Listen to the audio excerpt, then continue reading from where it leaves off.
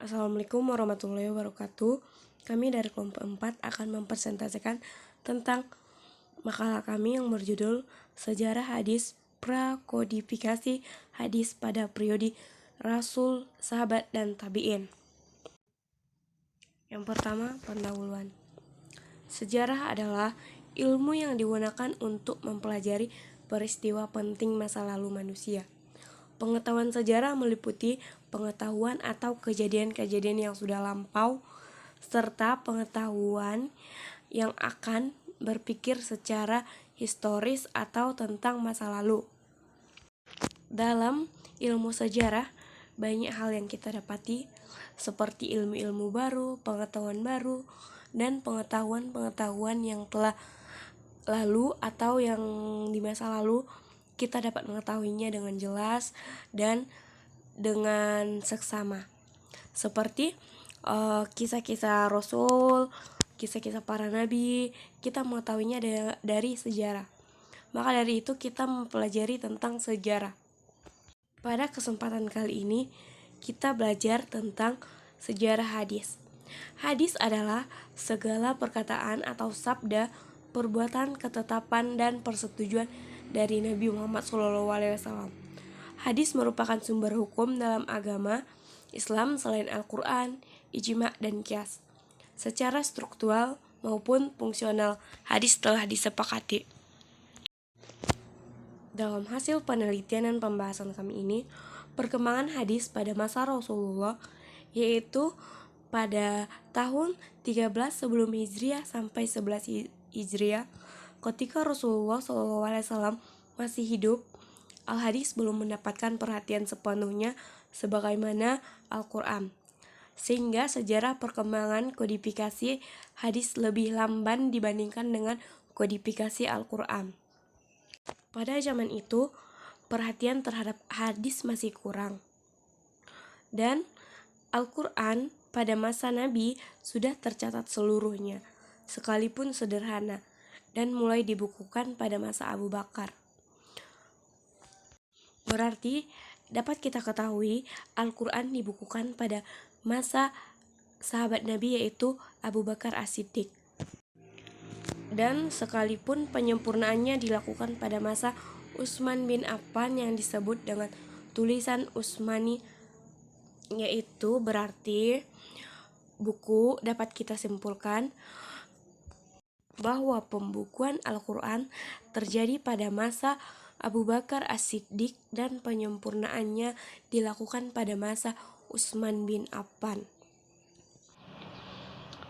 Cara penyampaian hadis oleh Rasulullah SAW terbagi menjadi 3. Yang pertama yaitu pengajaran secara verbal, yang kedua pengajaran hadis dengan metode tertulis, dan yang ketiga dengan cara demonstrasi praktis. Yang pertama tadi pengajaran secara verbal. Perhatian para sahabat terhadap hadis sangat tinggi, terutama di berbagai majelis tempat Nabi menyampaikan risalah Islamiyah secara verbal melalui pesan beliau, seperti dalam majelis-majelis ketika di masjid, halaqah ilmu, pengajian umum, khutbah, dan ketika didatangi oleh sahabat untuk meminta fatwa, dan di tempat-tempat yang dijanjikan Rasulullah SAW.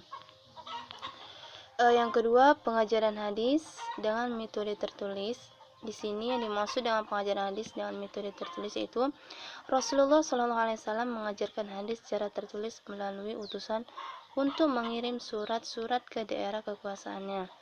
Disebutkan bahwa beliau mengirimkan utusan ke Raja Heraklius, Kisra, Muqawqis, Yaman, Habsyah, Yamama, dan Bahrain untuk mengajak mereka masuk Islam. Beliau melengkapi surat ini dengan membuat cincin yang di atasnya bertuliskan Muhammad Rasulullah SAW. Yang ketiga yaitu dengan cara demonstrasi praktis. Dengan cara demonstrasi praktis ini dimaksudnya yaitu adalah terjadi ketika pada Rasulullah SAW sendiri, kemudian dijelaskan hukumnya kepada sahabat.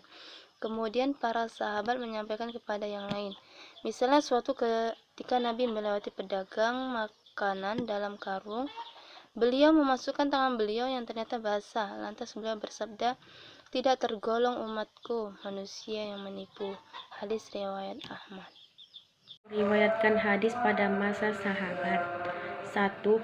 Ar-riwayah bi al-lafzi, yaitu dengan lafaz yang masih asli dari Rasulullah. 2. Disusun sendiri ar-riwayah bi al-makna, yaitu dengan maknanya saja yang berasal dari Rasulullah, sedang redaksinya oleh yang meriwayatkannya. Yang kedua, kalangan sahabat kecil atau takbin besar.